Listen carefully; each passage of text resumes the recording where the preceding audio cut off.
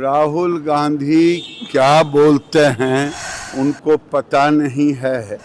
RSS को समझने के लिए राहुल गांधी को कई जन्म लेना पड़ेगा। आश्चर्यजनक घटना नहीं बल्कि जो वहाँ की सच्चाई अब पहले पाकिस्तान में हुआ।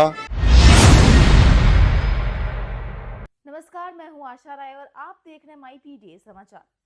गिरिराज सिंह ने बांग्लादेश में हिंदुओं पर हो रहे अत्याचारों को मानवता पर कलंक बताते हुए कहा कि यह वहां की कड़वी सच्चाई है। उन्होंने कहा कि बांग्लादेश में हिंदुओं की हत्या और उन्हें जिंदा जलाने जैसी घटनाएं अब कोई नई बात नहीं रही है, बल्कि यह वहां की वास्तविकता है। उनका कहना था कि पहले पाकिस्तान में ऐसी घटनाएं होती थी और अब बांग्लादेश में भी हिंदुओं को निशाना बनाया जा रहा है।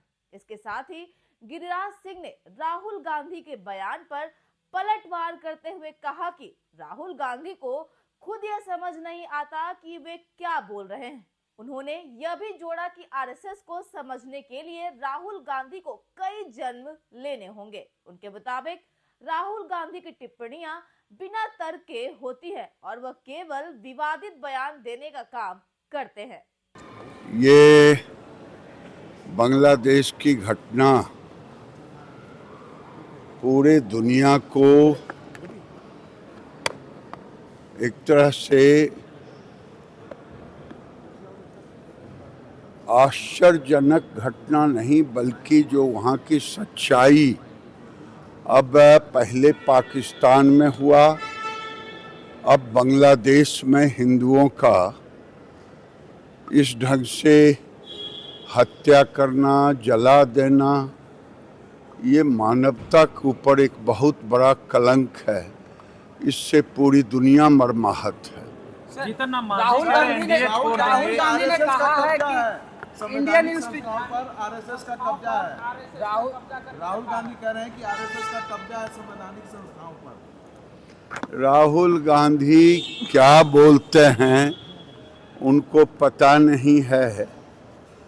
आरएसएस को समझने के लिए राहुल गांधी को कई जन्म लेना पड़ेगा। साथ ही गिरिराज सिंह ने भारत सरकार से अपील की कि वह बांग्लादेश में हिंदुओं की सुरक्षा के लिए आवाज उठाए और उन्हें सुरक्षा प्रदान करने के लिए आवश्यक कदम उठाए।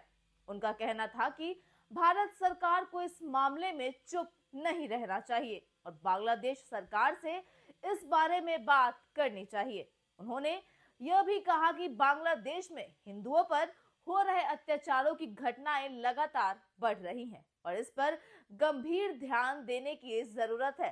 सरकार को हिंदुओं की जान माल की रक्षा के लिए कड़े कदम उठाने चाहिए।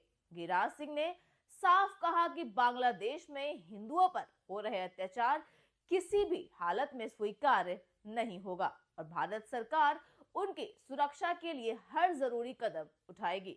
फिलहाल तो इस रिपोर्ट में इतना ही। ऐसी ही लेटेस्ट खबरों से अपडेट रहने के लिए आप हमारे चैनल को सब्सक्राइब करें और देखते रहिए माई पीडीए समाचार।